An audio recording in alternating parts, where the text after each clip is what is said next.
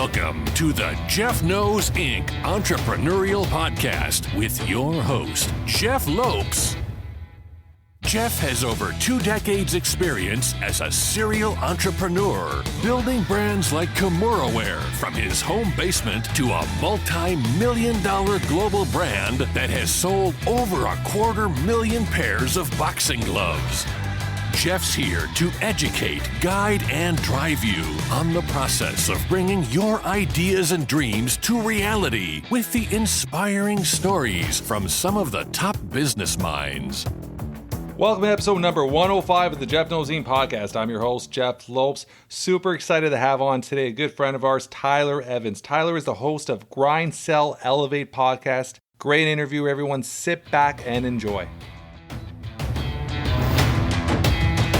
We are live on the Jeff Knows Inc. podcast. I'm your host, Jeff Lopes. Super excited to have across from you here, Tyzer Evans. What's up, brother? How's it going, Jeff? I'm excited to have you here, man. You have I was quickly looking at your IG profile, and there's tons of things happening. We have Grind, Sell, Elevate podcast. We have your foundation book, Legion, which is, I guess, your program as well that you run. So the Book Legion is actually another podcast that's dedicated to just book reviews. Oh, very, very cool. So we're going to dive into that. So how I always start off our podcast, we actually just let the guests get to know what you're currently up to, what you're currently doing. Then we'll let the conversation flow and just flow with there. So what are you up to? So, man, I do a lot. I by day, I'm working currently for a Fortune 100 company, helping insurance brokers find benefits for small to medium-sized businesses like 200 to 500 employees. I do some sales coaching. I'm just actively now starting to help my father-in-law grow his chain of restaurants. So looking at bringing on new franchisees in different territories across the country. And then I do the 2 podcasts. And then I've got 2 boys that are 4 and 6, 3 dogs, and I'm married. That is awesome. Let me the franchises. What's the name of the franchise? So the name of the franchise is Jimmy Hula's. And it's a chain of restaurants out in Florida right now. They've been around about 10 years, and they do kind of gourmet burgers and tacos and whatnot. A very surf theme, very good food. Yeah, it's fun. How many franchises do you guys have open currently? I think they have 12 right now. Very, very good. So that's not bad. And it's just right across the Florida? Are you guys planning to go across different states? Yeah, so that's kind of where I'm going to be helping out a little bit. So my brother-in-law is the one that runs the restaurants in Florida. He lives in Orlando where my wife grew up, and my father-in-law is a CEO, but he's out in Orange County, California. And so we're looking to expand into Alabama, Mississippi, Louisiana, then here in Texas. Very, very cool. So the podcasts, when did you originally start pen to paper with the idea of starting a podcast? 3 years ago. So 3 years ago, May, it actually, I never intended on doing a podcast. I was specifically just going to do a YouTube channel. And I've been in sales a long time and had a lot of success in sales and, managing and as a rep, and just saw the need for people to just need good, concrete advice. It's hard because you get into this space for this influencer space where you've got guys like, I love Grant Cardone and Gary Vee and those types of guys and Ed Mylett, right? They're like juggernauts, but not the average guy who makes 60 grand can't always relate to someone who's making 500 million. And so me having, I 10x my income in sales. So I was like, well, maybe I might be more relatable to some people to help you get from 60 to 85 or from 85 to 110, having done that myself. So I just thought, hey, man, I'm just an average guy that's had some success. So I might be a bit more relatable. So you're one of it sounds crazy. 3 years does not sound like a long time, but that is essentially almost like an OG of podcasting, because the last 12 months has just been an explosion. I mean, they're saying there's right now just under 1.8 million live podcasts happening. I mean, most after 5 to 10 episodes, they give up. That's just realistic with it, because most people don't have the drive and the determination and just the work ethic to keep it going, because there is a lot of work to put a podcast and keep it flowing consistently. How many episodes do you go over a week? I do 2. So every Monday, Thursday, I release an episode. Yeah. Very, very cool. And how far ahead are you recording right now? Really far. So this is, it's been a learning curve, Jeff. It's just, I said, I just basically started ripping the audio from the YouTubes and then throwing them on the podcast just to see if I would hit more people. And now it's turned into me being a lot more focused on the podcast. And so as it grew, people started asking, hey, you got a good following. Can I come on? And I did for the first 95 episodes. I didn't interview anybody. Oh, wow. And so I was like, yeah, sure. So I started having some cool guests come on. And then as that, how it is, and then you get out there and then more and more people, then I have a hard time saying no. And so now I was actually just looking, I got my content book here. So I scheduled all out. I have enough to go through June right now. Already recorded. Oh, wow. Yeah. Yeah. I'm okay. I'm not that crazy ahead as you are, but we're going on.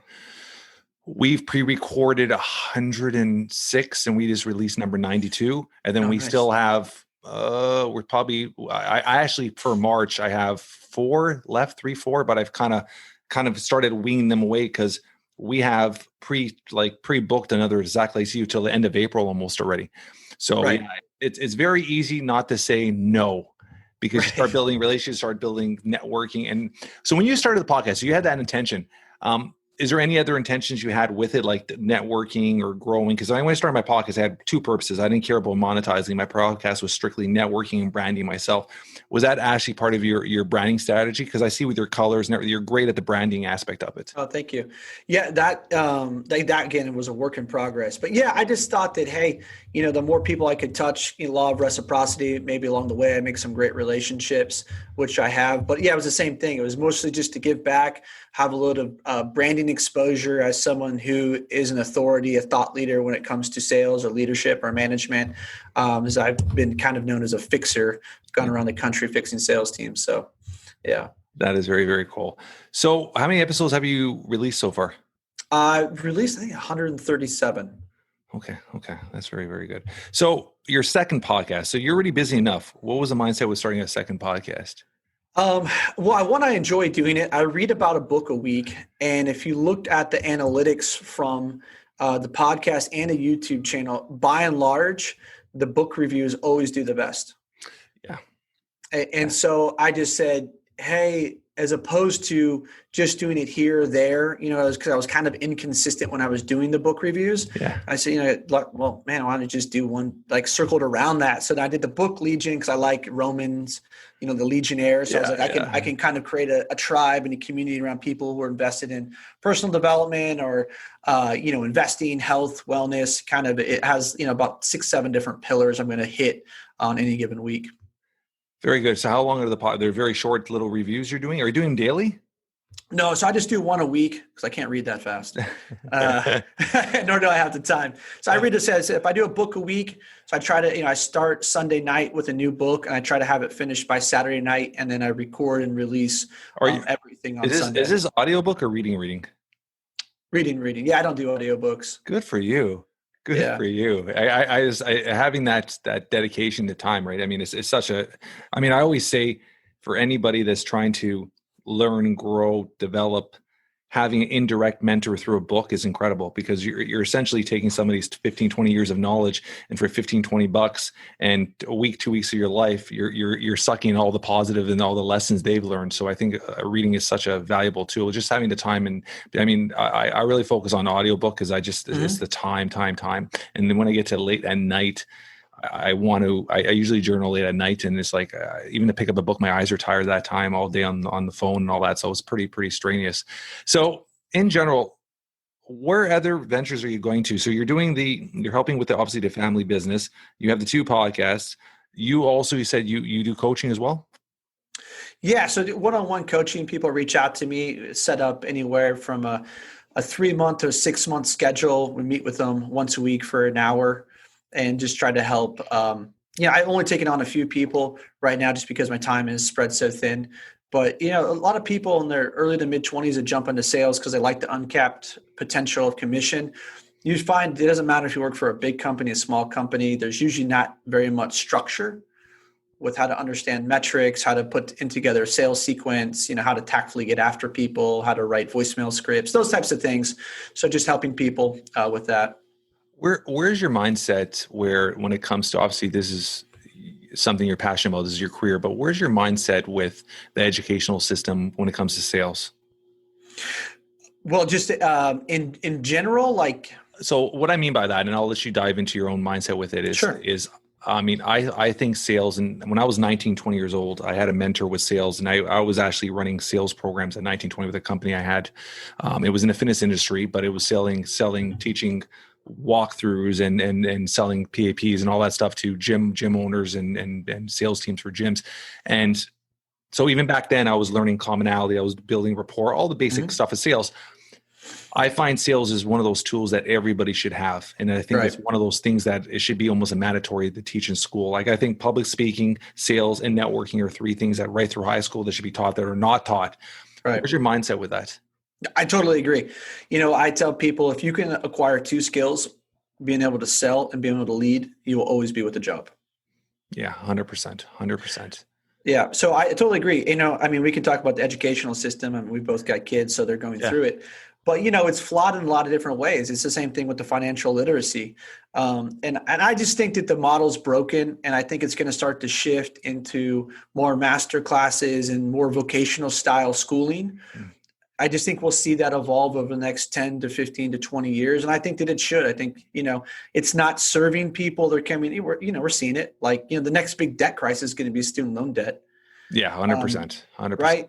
And they're coming out, they're not having tangible skills. Like they can theoretically tell you a lot, but they can't tell you how to purchase a home. That's a problem.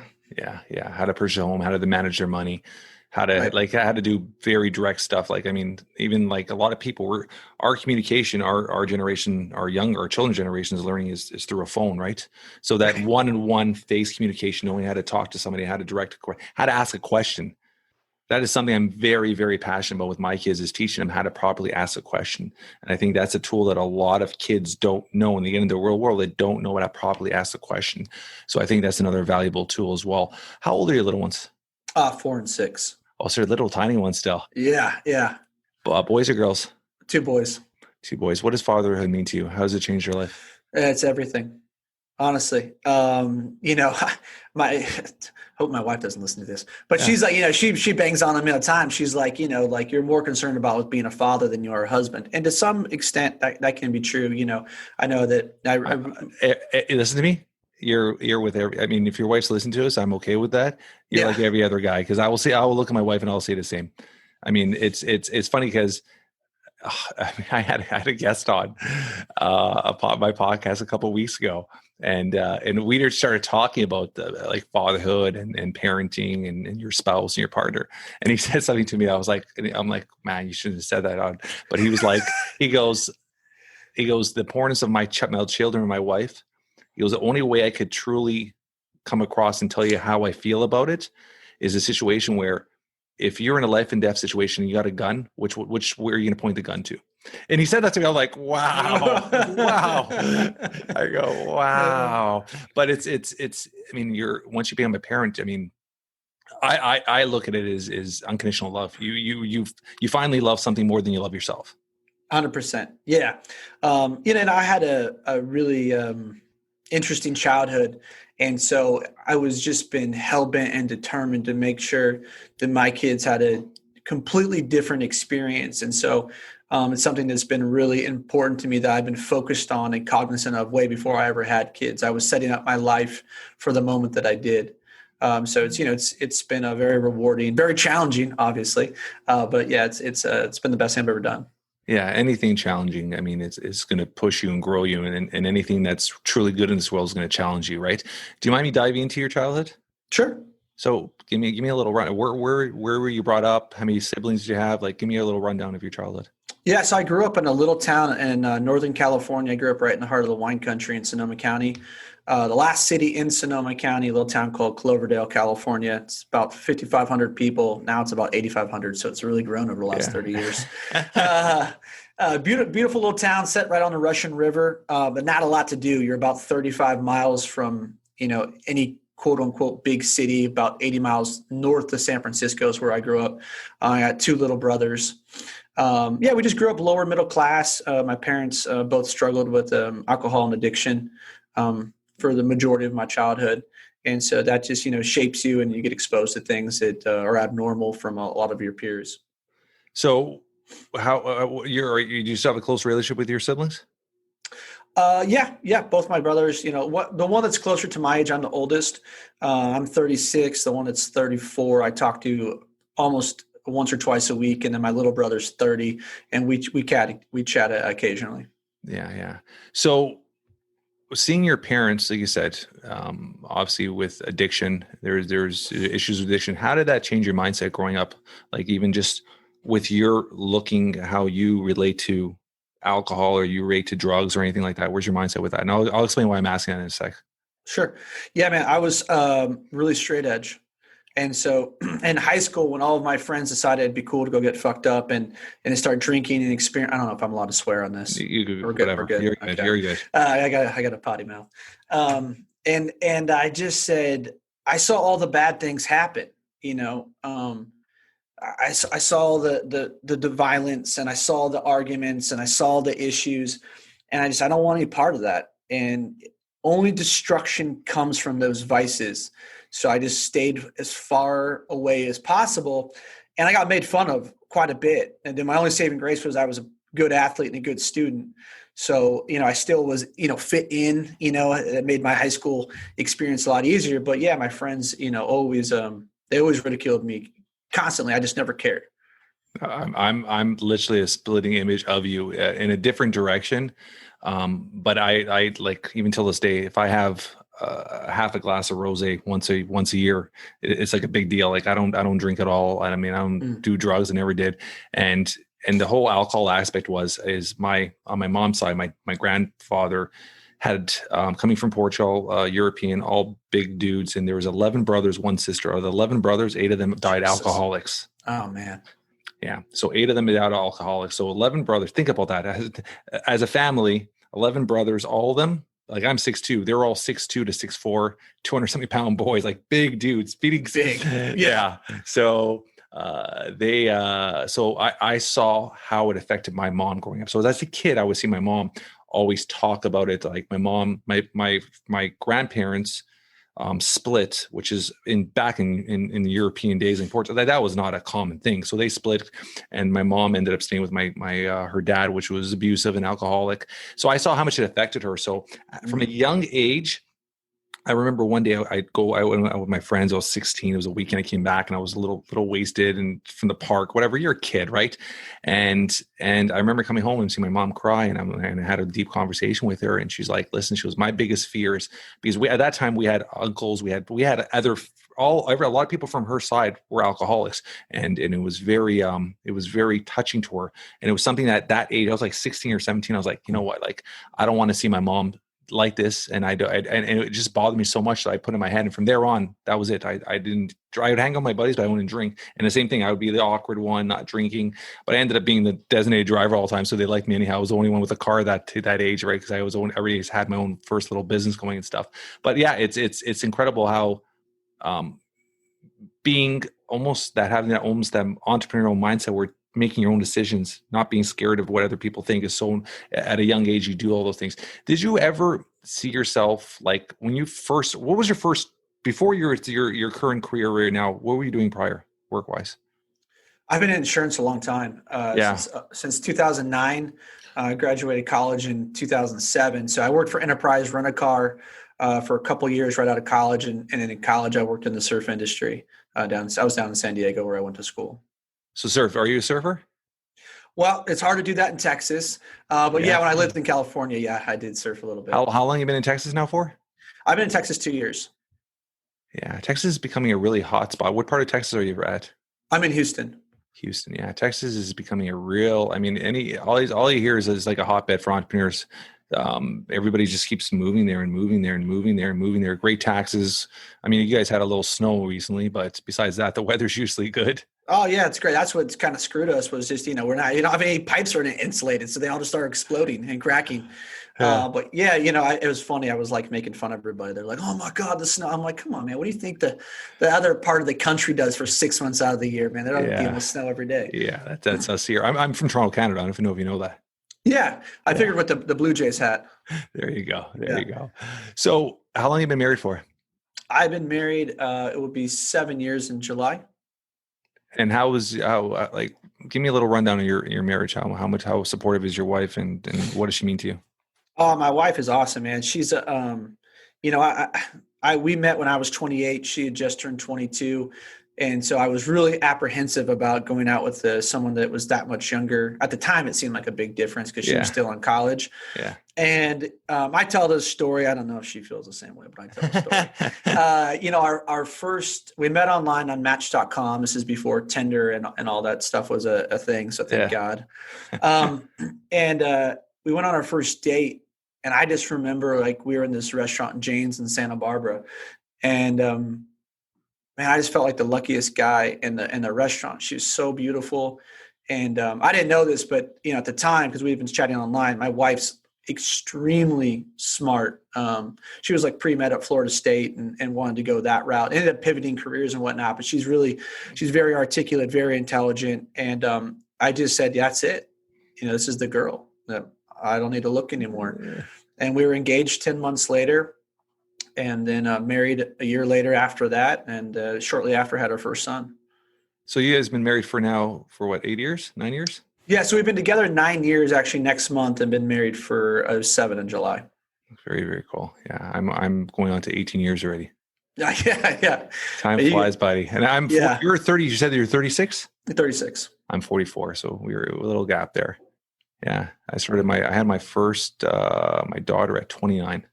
So my daughter's 29, 28, 29. She's in high school already. She's 14. Yeah. How's that? It's interesting. Like I've for the last 12 years, and we'll talk when I get in your podcast, but for 12 years, I really studied parenting and focused on parenting. There's certain things I've built from day one with our kids.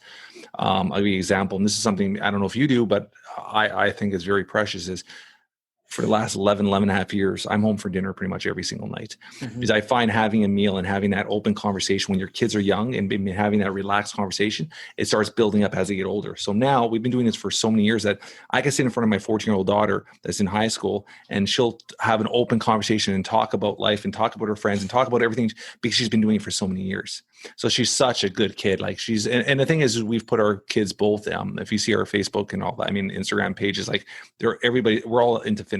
The whole family's into fitness. We all work out. So I work out with my 12-year-old like 4 or 5 days a week as my training partner. So fitness and working out and dance and baseball, they've always been so heavily involved into activities. Mm-hmm. And we've had such a cool way of building memories with them. So they're such good kids, man. But high school, I feel so bad for her because she started high school this year, and in your first year in high school, where she's going to school Monday and Tuesday for 2 hours, and then she's rest is homeschooling, right? Because the high schools are not still fully open here, and it's just a weird experience, right? I mean, they're not getting the full understanding of high school. And I don't even think they're really learning, to be honest.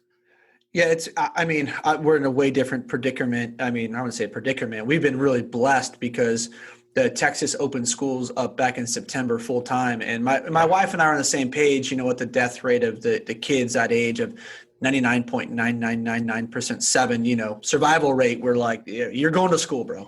Yeah. So we put both our kids back in school because we tried to do it for 3 weeks. And I think my oldest son, he probably would be diagnosed with ADHD. He's just that kid. He stopped napping at 18 months. He's touching everything. He's all over. So putting him in front of a computer. Yeah. No, not happening. No. My son, like like I said, when I get in your podcast, you hear the story of my son, but,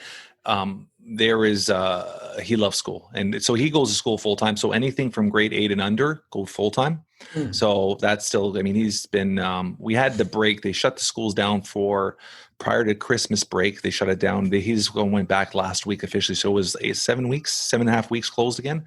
But he's back now full time, which is so needed for kids. So needed. They don't talk about the mental health. They don't talk about the socialization. Like, it's so important, especially at that age, for kids to socialize, to talk, to interact with other kids. And it's something they don't do or talk about at all. I totally agree. Especially, both of my kids never had the stranger danger, when they go through that phase. Yeah. Mine never had it. Especially my oldest one, he's 3 and he's very, very articulate. and you're just in a grocery store and he'd be like, "Hey, how are you?" It's like a complete stranger. He was just always that kid. So he needs that social interaction. It's so important for who he is as a person. Yeah. 100%. It's so important. So give me a little rundown on your podcast. So how, with your guests and stuff, give me a great story, like one moment in your podcast that you're just like, wow, what a great story, or a great person, or something that happened that really put almost like a stamp, like this is why I'm doing it. Man, there's been it's really hard. I've talked to some really incredible people. A couple that pop out. I talked to this guy, Trav Bell. Okay. He's from Australia. He's the world's #1 bucket list guy.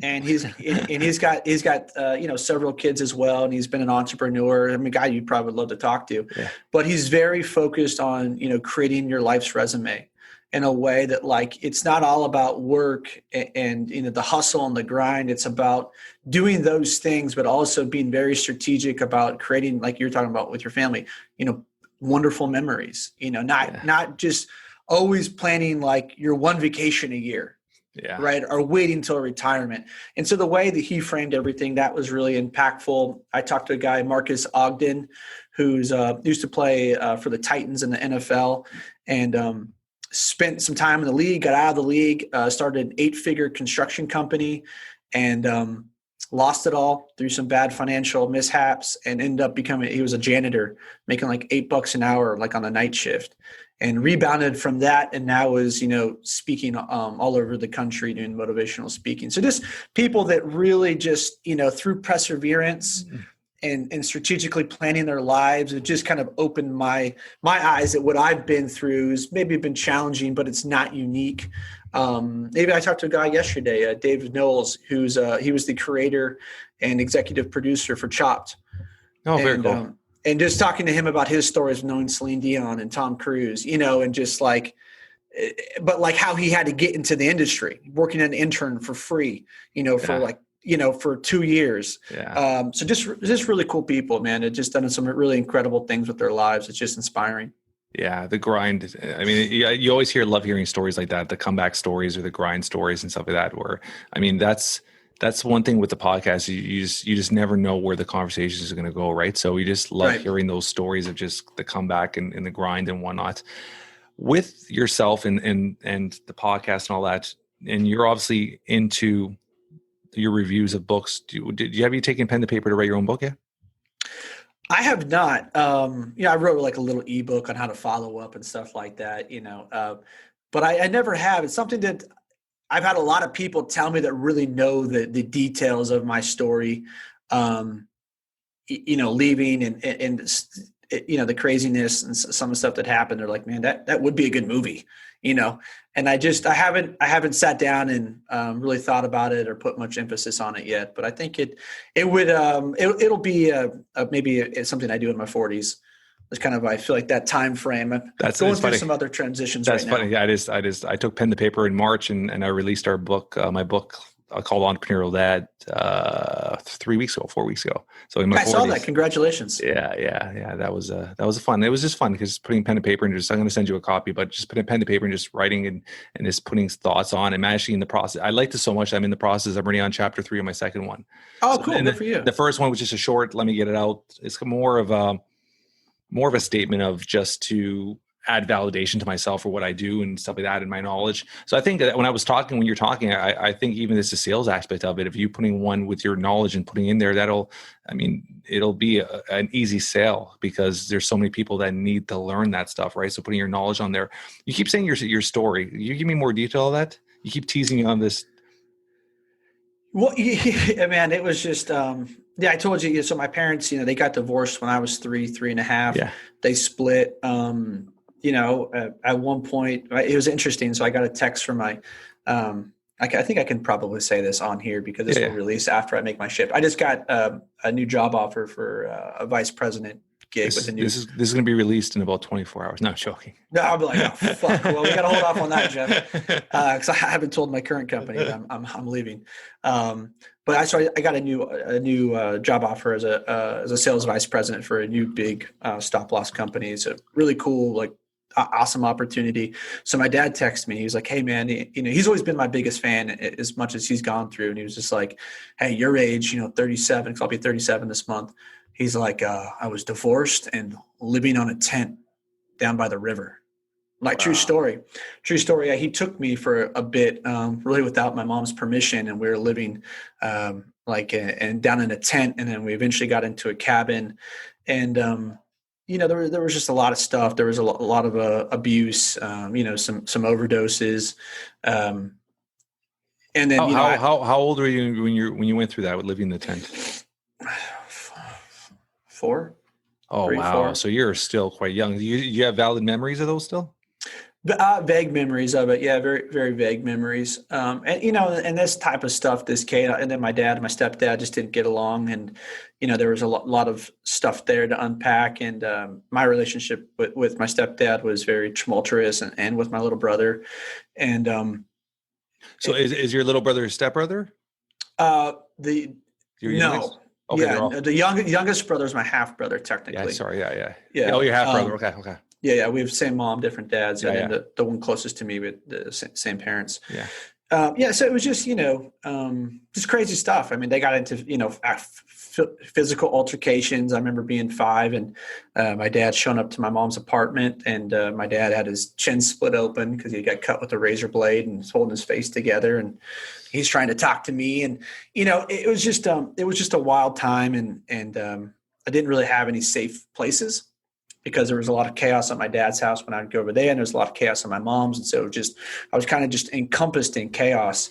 As a little guy, there wasn't a lot of space for my feelings or for me to be vocal. And so, it was tough. As a dad, how is that related to, like you said, I love what you said there, space to be vocal and space to just be yourself. How has that changed as a dad? Like, what do you do to allow your kids to be vocal and talk and all this? I want to tell you, because I'll tell you what I do in a bit. Maybe I always love giving dad advice, even though you're still a young dad, right? So no, I appreciate it. I mean, I know I need it, because it's a constant effort. I've done a lot of therapy on how to get rid of my imprinting, because when my kids do something wrong, my knee-jerk reaction is to go right to anger, because that's how I was dealt with, was just extreme anger, right? Intimidation. Yeah.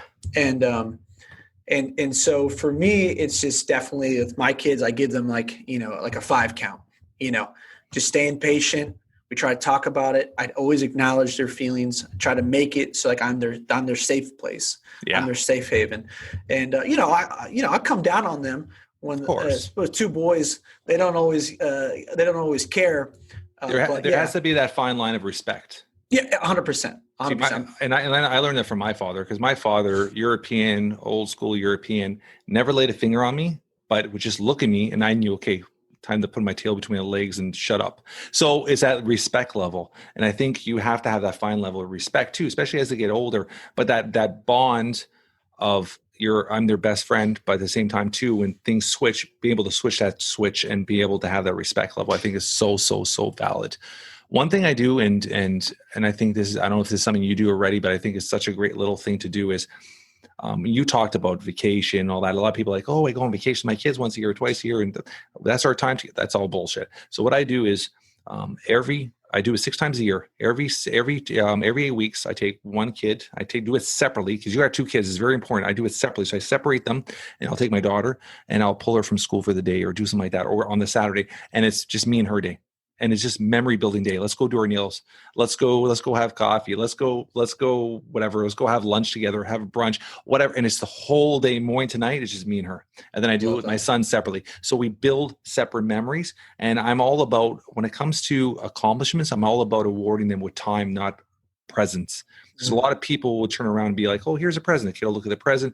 They don't care about the present. They care about the affection, their dad, and their realization that their dad realized what they did and accomplished. So that whole moment of that present is just more of a, wow, dad's so happy for me.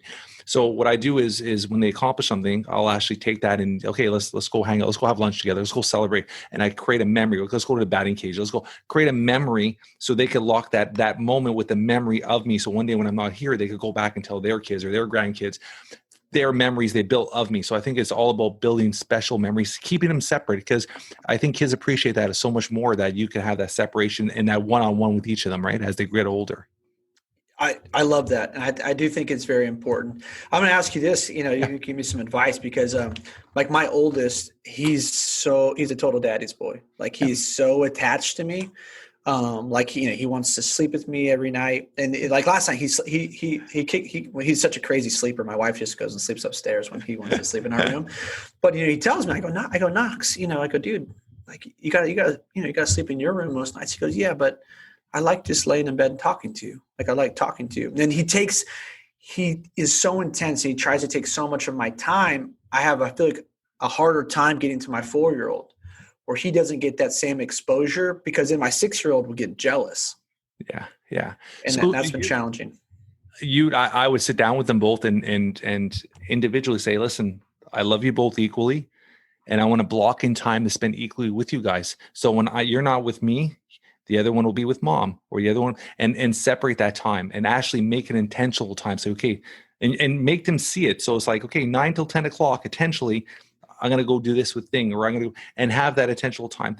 And the whole thing with, I mean, my mindset is, with the sleeping thing, they're small ones. I don't care. Like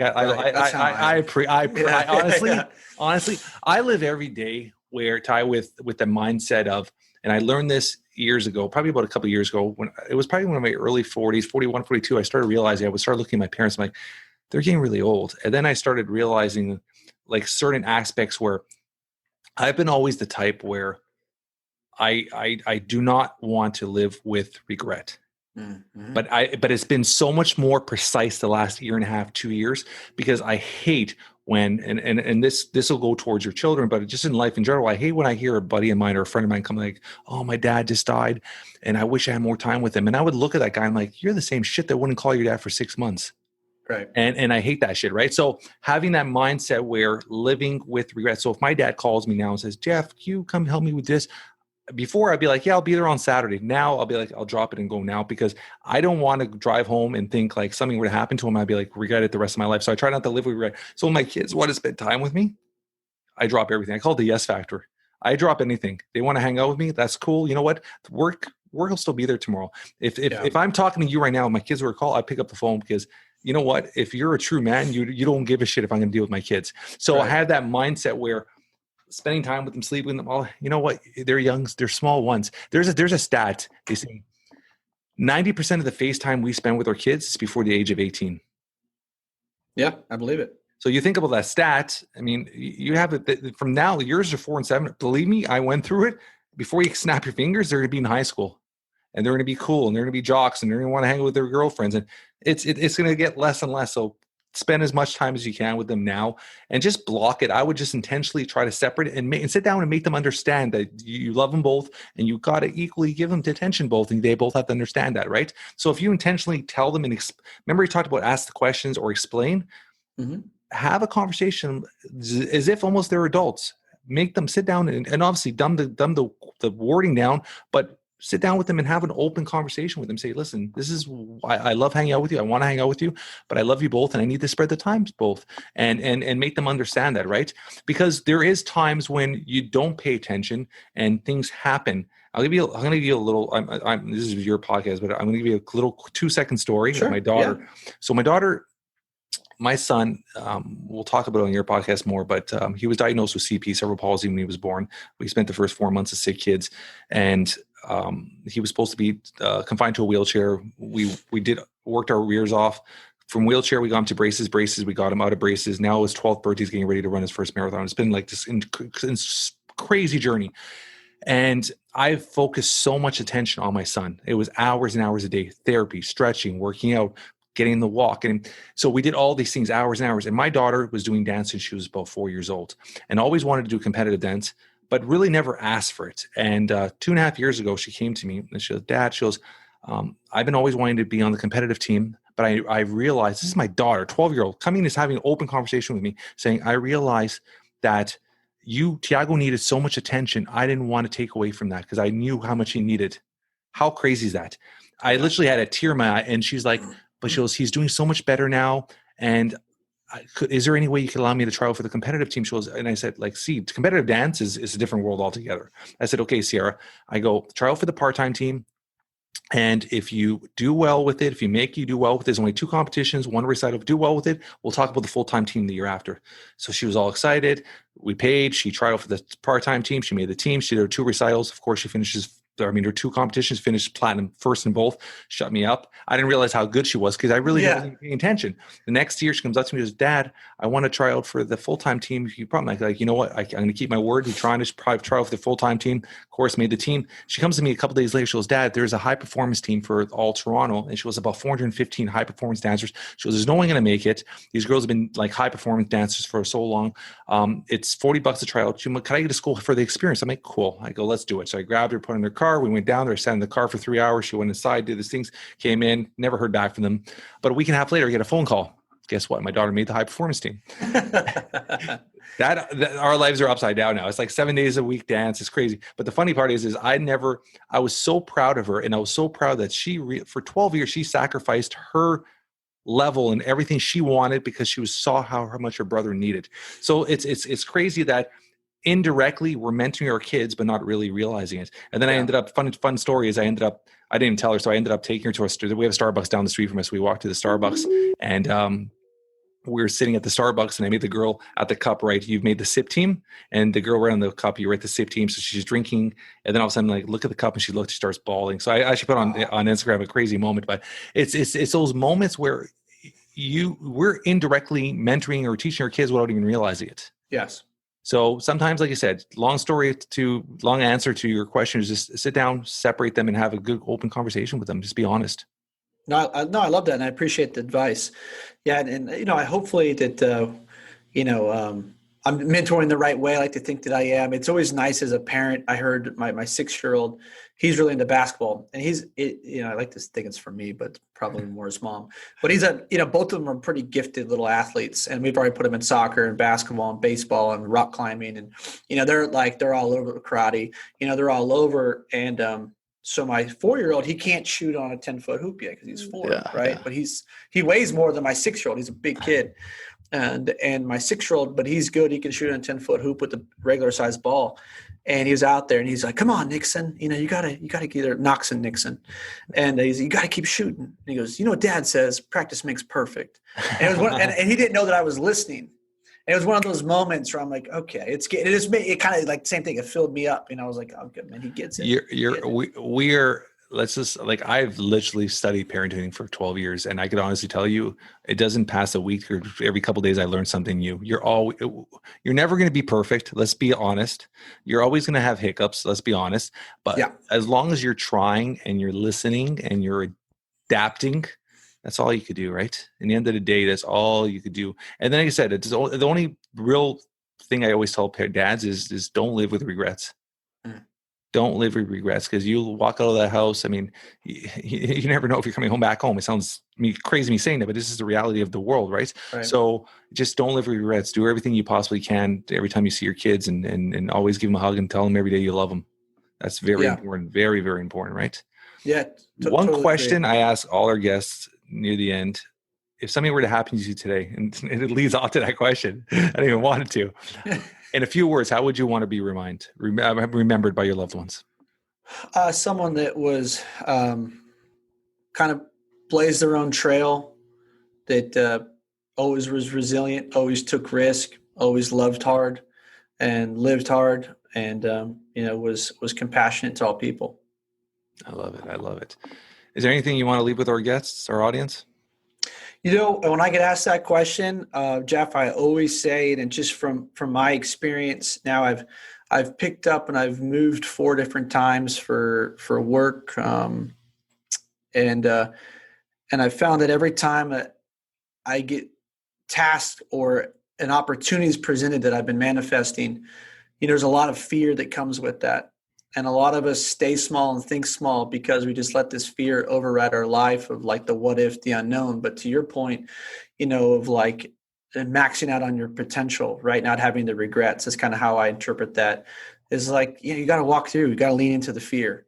Yeah. That's the one thing I just do tip on people. Just like every time you hit that pit in your gut, is telling you yes, but you're too scared to walk through and do it, it's a missed opportunity. It's a missed door that was presented there for you to walk through so you can get to the next level of growth with your relationship, your income, everything in life. And so for me, every time I've walked through that fear, whether it's moving from California to Atlanta to here, I just go through, and it's like the blessings that get bestowed upon me and my family have been unreal. Yeah, I love that. I love that. You can't, 100%. You can't live with fear. And that's just something I think even with social media and everything nowadays, it's magnified to fear. People are so scared to take chance because they're so scared how people are going to react with them, right? And especially now that you're living in a world where everybody can see everything you're doing, and I think that's the biggest thing too is how society magnifies and rewards you for being the victim. I was talking about this yesterday with somebody, where you put a post on social media saying, hey, I just got fired. You got 30, 40 comments saying you'll be okay. You tell somebody you got a new job, you get one comment, like, oh, good job. So it's like it's you're rewarded for failure. So a lot of people have that mindset, that fear. They're so scared to do anything, right? So I appreciate that. It's a great way to end it today. How do our audience get a hold of you and your podcasts? Oh, yeah. Thanks. Good question. You can hit me at my website's tyzerevans.com. The podcast is Grind, Sell, Elevate. You can find it on all major outlets, iTunes, Spotify, Stitcher, whatever. You can find me out there. Perfect. That's awesome, brother. I appreciate it. Thank you so much. Looking forward to jumping on yours, and likewise. Keep up the fatherhood, man. You're doing good. Yeah. Thank you. No, thank you. I appreciate the advice, and I appreciate your time and having me on the show today. Thank you, brother. That's a wrap for today. I want to thank our guest, Tyler, for taking time his busy schedule to be a guest on the Jeff Knows Inc. podcast. Great interview. If you guys enjoyed this podcast as much as I did, please spread the word. Tell your friends, tell your family, leave a review. We love spending time reading our reviews. Until next week, guys, keep moving forward.